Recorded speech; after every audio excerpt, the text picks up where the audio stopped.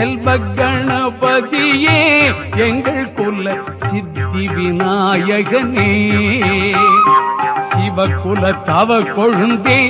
என்னை எங்கு சீருடன் ஆழ்பவனே செல்வ கணபதியே எங்கள் குல சித்தி விநாயகனே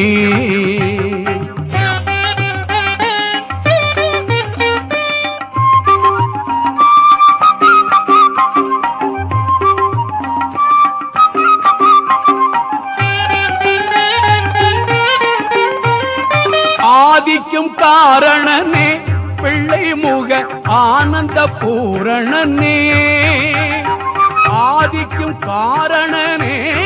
பிள்ளை முக ஆனந்த பூரணனே கீதையை எழுதி தந்த வக்ரதுண்டி கீர்த்தி விநாயகனே